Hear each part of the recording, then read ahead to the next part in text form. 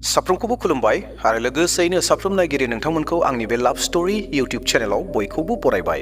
दिनै जोङो मोनसे बिषयाव बाथ्रा सावरायगोन जि बाथ्राया गोबां गोनांथिथार आरो बे बाथ्रायानो जाहैबाय थारैनो जिसु ख्रिस्टनियाव मा दं, जिसु ख्रिस्टनिफ्राय जोङो मा मोननो हायो, जेरावहाय गोबां पृथिबीनि सुबुंफोरा मानसिफोरा बे जिसु ख्रिस्टनि खाथियाव फैदों, बे जिसु ख्रिस्टखौ नाजावदों आरो जिसु ख्रिस्टनि जादों। थारैनो बे जिसु ख्रिस्टनियाव माथो दं आरो बेनिफ्राय माखौ मोननो हायो, बेफोरबायदि सोंलुफ्रा बुहुमनि गोबां मानसिफोरनियाव दङ, गोबां फोथायारिफोरनियाव दङ, गोबां धोरोमनि सुबुंफोरनि गोसोआव दं जाहैबाय जे जिसु ख्रिस्टनियाव मा दङ, जिसु ख्रिस्टनियाव मा मोनो। गोबां मानसिफोरा दिनै ख्रिस्टियान जागासिनो दङ, ख्रिस्टियान जानायाव मा मोनदों, बेफोरबायदि सोंलुफोरा गोबांनि गोसोआव दङ।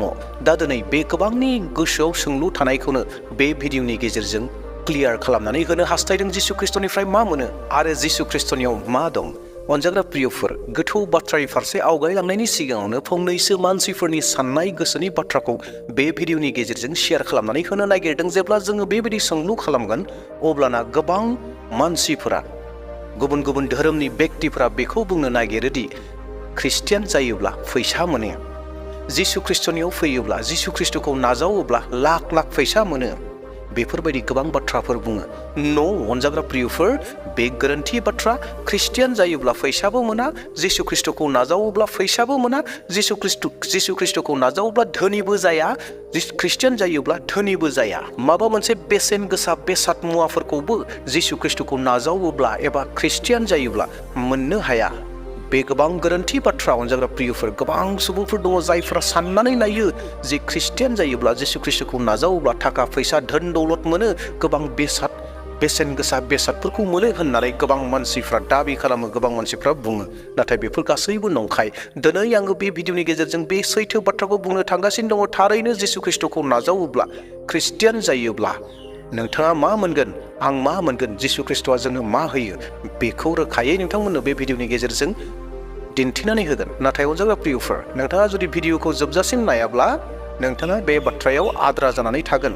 दा बेयावहाय भिडिअखौ बेसिम नायनानै नागारनानै थांनो हास्थायनो नाङा, जोबजासिम नायगोन आरो जोबनायाव आङो सोमोनांथाव मोनसे बाथ्राखौ बुंनानै फोजोबहैगोन। दे अब्ला प्रियफोर, जोबनायसिम भिडिअसिम थादो आरो लोगोसे खावलायनो हास्थायबाय नोंथाङा जुदि आंनि चेनेलाव गोदान फैदोंब्ला चेनेलखौ साबस्क्राइब खालामना लागोन आरो लोगोसे नोंथाङा मोनफ्रोमबो बाथ्राफोरखौ मोजां मोनदोंब्ला मोनसे लाइक होनानै होगोन। नोंथांनि लाइक होनाया आंखौ गोबां गोदान गोदान भिडिअ लाबोनो थाखाय थुलुंगा होयो आरो लोगोसेयैनो हायोब्ला शेयार खालामगोन।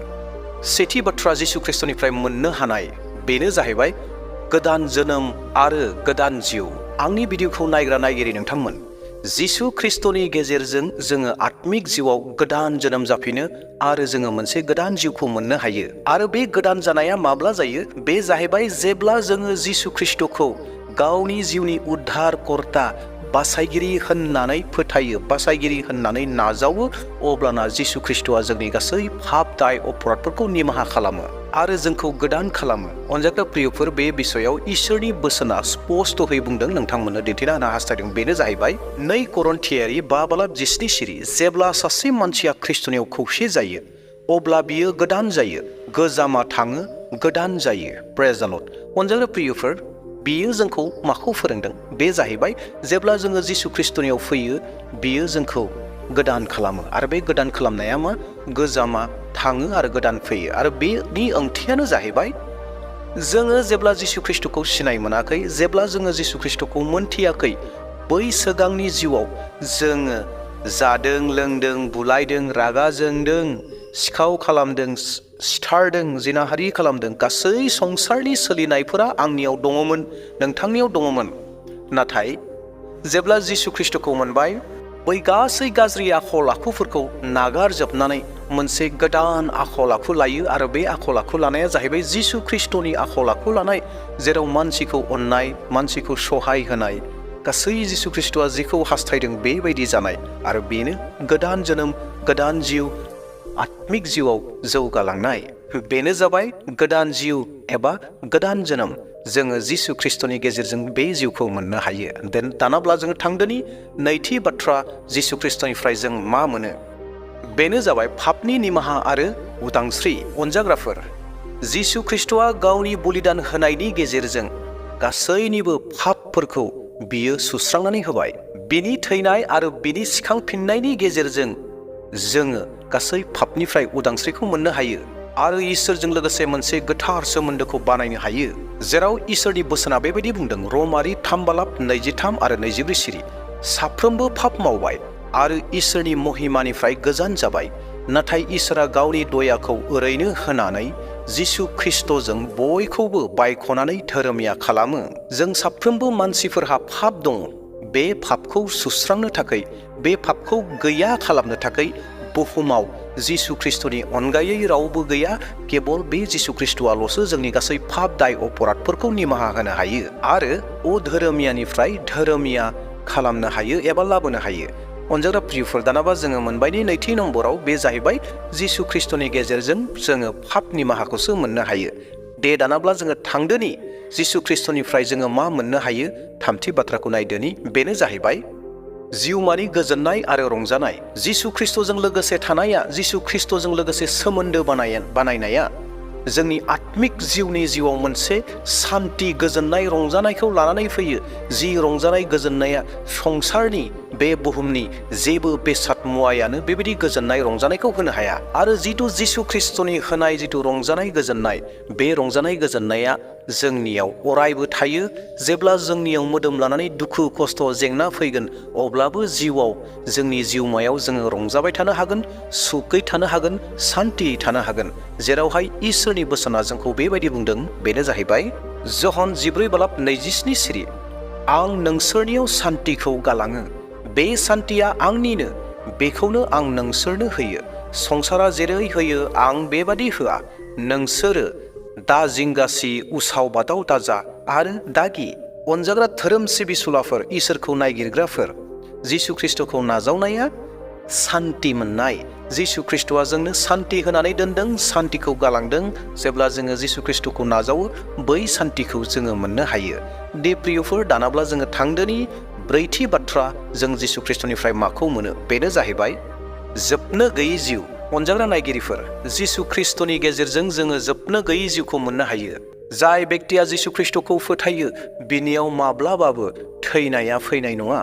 नाथाय बे सुबुङा जिसु ख्रिस्टनिफ्राय जोबनो गैयै जिउखौसो मोननो हायो एबा मोनो। नायगिरिफोर, जोबनो गैयै जिउखौसो मोनो जिसु ख्रिस्टखौ नाजावो होननानै जोंनि मोदोमनि बाथ्रा नङा बियो। मानसिया खनसे जोनोम जादोंब्ला खनसे थैखानांगोन। मोदोम लानानै जोङो थैयो। नाथाय अनजाग्रा प्रियफोर, थैनायनि उनाव मोनसे जायगा दङ, जायखौ जोङो सोरगो आरो नरक होननानै बुङो। मानसिया थैनायनि उनाव सोरगो आरो नरक मोनगोन। जाय बेक्तिया जिसु ख्रिस्टखौ नाजावनो रोङाखसै, बियो नरक रायजोआव थांगोन। आरो जाय बेक्तिया जिसु ख्रिस्टखौ नाजावबाय, बियो सोरगो रायजोआव थांगोन। सोरगो रायजोआव थांनायानो जोबनो गैयै जिउनि बाथ्रा। जि सोरगो रायजोआव सहैयोब्ला थैनाया थानाय नंलिया, दुखु दाहा जेंना खैफोद गाबनांनाय मेगन मोदैफोरा थानाय नङा, केबल रंजानायाल' थागोन। बे जिबनखौसो जोङो मोनगोन। दा बेयावहाय जोङो जिसु ख्रिस्टनिफ्राय जोबनो गैयै जिउखौ मोनो। बेनिखायनो जहननि 14:25 सिरिया बेबायदि बुंदों, जिसुआ बिखौ होनबाय, आंनो फोथांगिरि आरो गोथांनि गिरिया, जाया आंखौ फोथायगोन, बियो थैब्लाबो थांखांफिनगोन। दे दानाब्ला फैदो बाथि बाथ्रा, जों जिसु ख्रिस्टनिफ्राय मा मोननो हायो, बेनो जाहैबाय बोलो मोननाय। जोंनि थांना थानायाव मोनफ्रोमबो समयसाफोराव, मोनफ्रोमबो जेंनाफोराव जिसु ख्रिस्टआ जोंनो बै समयसाफोरजों दावहा नांनो थाखाय, बै समयसाफोरखौ फेजेननो थाखाय जोंनो अरायबो बोलो होयो, सक्ति होयो। जों गोबां समाव गावनि खैफोद जेंनाफोराव जोङो जुजिनानै मेंग्लिनो हागौ हारसिङै, नाथाय जिसु ख्रिस्टआ जोंनो बोलो होयो। जिसु ख्रिस्टआ बै जेंनाफोरखौ नांनो थाखाय, जेंनाफोरजों जुजिनो थाखाय अरायबो बोलो होबाय थायो। मानोना जिसु ख्रिस्टआ गावनो बुंदों, नोंसोरनि गासै समयसाफोरखौ आंनो गारनानै हो, नोंसोरनि गासै समयसाफोरखौ आङो फोजोबनानै होगोन, नोंसोरनि आंखालफोरखौ आंनो गारनानै हो, आं नोंसोरनि आंखालफोरखौ सुफुंनानै होगोन होननानै जिसु ख्रिस्टआ गावनो प्रतिज्ञा खालामदों, प्रमिस खालामदों। आरो बे प्रमिस बायदिनो बियो गासैखौबो मावफुङो। साफ्रोमबो फोथायारिफोरनो, जायफोरा जिसु ख्रिस्टखौ नाजावो, साफ्रोमबो नाजावग्रा बेक्तिफोरनो जिसु ख्रिस्टआ गोहो बोलोफोरखौ होयो समयसाफोरजों जुजिनो थाखाय। बेनिखायनो इसोरनि बोसोना बेबायदि बुंदों, फिलिपियारि 4:13 सिरि, ख्रिस्ट होनाय बोलोजों आं बेफोर गासैखौबो सैनो हायो। मैं सब कुछ मसीह के द्वारा कर सकता हूँ जो मुझे शक्ति देता है। जिसु ख्रिस्टनि गेजेरजों जों गासैखौबो मावनो हायो, सैनानै थानो हायो। जोंनियाव जि दुखु खस्थ' जेंनाफोर फैयो, बेफोरखौ जों सैसोनानै थानो हायो आरो बेफोरजों नांनो थाखाय जिसु ख्रिस्ट'आ जोंनो गोदान गोदान बोलोफोरखौ होबाय थायो। दे दानाब्ला फैदो द'थि बाथ्रा जिसु ख्रिस्ट'निफ्राय जोङो मा मोननो हायो? बे जाहैबाय आशीर्बाद मोननो हायो। बुहुमाव थानाय साफ्रोमबो बेक्तिया इसोरखौ फोथायनायनि गुबै ओंथिया बेनो जे इसोरनिफ्राय जों जेन आशीर्बाद मोननो हायो। दा बेयावखायनो जोङो इसोरखौ खुलुमो सिबियो जाहैबाय। दा अनजाग्रा प्रियफोर, जोङो नाथाय सैथो फारसे फैनांगोन, सैथो फारसे जोङो मोनथिनांगोन। सैथो आशीर्बादखौ जों बहा मोनो? बे जाहैबाय जिसु ख्रिस्ट'नि गेजेरजों। जिसु ख्रिस्ट'आ जोंनो सैथो आशीर्बादखौ होयो। बे आशीर्बादा थायोब्ला जोंनि जिउआव सानफ्रोमबो मोजां फिथाइफोरा थायबाय थागोन। मोजां फिथाइ थायगोन, येस। जेरै फांसे दंफाङा मोजां फिथाइ थायनो हायो आरो बे फिथाइनि गेजेरजों मानसिफोरखौ गोजोन होनो हायो, जिउ जुनारफोरखौ गोजोन होनो हायो जाहोनायनि गेजेरजों जोंनि गेजेरावबो सैथो आशीर्बादखौ मोनोब्ला बै आशीर्बादनि गेजेरजों जिउआ मोजांनिख्रुइ मोजां जायो आरो जोङो बे जिउजों बे इसोरखौ खुलुमनो सिबिनो हागोन आरो जोङो सुबुं माहारिनि थाखाय बे आशीर्बादखौ बाहायनो हायो। ज'हननि 10:10 ओरैहाय बुंदों, सिखावा खावनो, सिथारनो आरो संहार खालामनो थाखायल' फैयो, नाथाय बिसोरो गोथांखौ मोननाय बादि आरो गोथाङा बिसोरनियाव उसिफावनाय बादि आङो फैबाय। गाज्रि मानसिफोरा, सिखाव मानसिफोरा नस्थ'ल'सो खालामो, नाथाय आङो बैबायदि सिखाव मानसिफोर, दाखु, गुन्दा, जिनाहारि खालामग्रा मा मानसिफोर दङ जिफोरा इसोरनि बिरुद्धि खामानि मावो, बैसोर जेन उसिफावनाय आशीर्बादा थायो, बिनि थाखायसो आङो फैदों होननानै बुंदों। जायफोरा गाज्रिफोर, बै गाज्रिफोरनि थाखायसो आङो फैदों। गाज्रि सुबुंफोरा जे आशीर्बाद मोनो, गाज्रि सुबुंफोरा जे सोरगो रायजोखौ मोनो, बेनि थाखायसो आङो फैदों होननानै जिसु ख्रिस्ट'आ रोखायै मोनथिहोदों। दा बेयावहाय अनजाग्रा प्रियफोर, जोंनि खुलुमनाय सिबिनाय, इसोर नागिरनाय, इसोरखौ खुलुमनाया जाहैबाय इसोरनिफ्राय आशीर्बादखौ नागिरनो थाखाय, इसोरनिफ्राय आशीर्बादखौ मोननो थाखाय। दा बेयावहाय सैथो आशीर्बादखौ जों बहा मोनो? बेखौ जिसु ख्रिस्ट'नि गेजेरजों मोनो। अनजाग्रा प्रियफोर, बेफोरनोमोन गासै 6टा पइन्ट। गोबांफोर दङ, गोबां बाथ्राफोर दङ। जिसु ख्रिस्ट'नि गेजेरजों जों गोबांखौनो मोननो हायो, गासैखौबो मोननो हायो। फुलफिल, जेबो आद्रा गैबावलिया। जिसु ख्रिस्ट'नि गेजेरजोंनो गासैखौबो मोननो हायो। बेफोर गासैखौ आङो बे भिडिअनि गेजेरजों बुंजोबनो हानाय नङा। भिडिअआ गोबां गोलावनिख्रुइ गोलाव जालांगोन। दा बेयावहाय आङो बे गुबै बाथ्राफोरखौ बुंनानै बेसेयावनो दोनथ'नो हास्थायदों। आंनि भिडिअखौ नायनो मोजां मोनग्रा, इसोरनि बोसोनफोरखौ खोनासंग्रा अनजाग्रा प्रियफोर, नोंथांनि गोसोआवबो बे सोंलुआ दङमोनब्ला, जिसु ख्रिस्ट'निफ्राय मा मोनो, जिसु ख्रिस्ट'नियाव मा दं होननानै सोंलु दङमोनब्ला, नोंथांनि सोंलुआ क्लियार जाबाय होननानै आङो सानदों। गोबां मानसिफोरनि साननाय, गोबां मानसिफोरनि बुंनाय बाथ्राफोरा बेसोमोन। संसारनि मानसिफोरा बेखौसो बुङो जे जिसु ख्रिस्ट'खौ नाजावब्ला धोन दौलत मोनोनो, गोबां बेसेन गोसा बेसाद मुवाफोर मोनोनो होननानै गोबां मानसिफ्रा बुङो। नाथाय बे नंखाय, बे बाथ्राया गोरोन्थि। जिसु ख्रिस्ट'खौ नाजावनाया जाहैबाय सैथो इसोरखौ मोननाय। जिसु ख्रिस्ट'खौ नाजावनाया जाहैबाय इसोरनि आशीर्बादखौ मोननाय।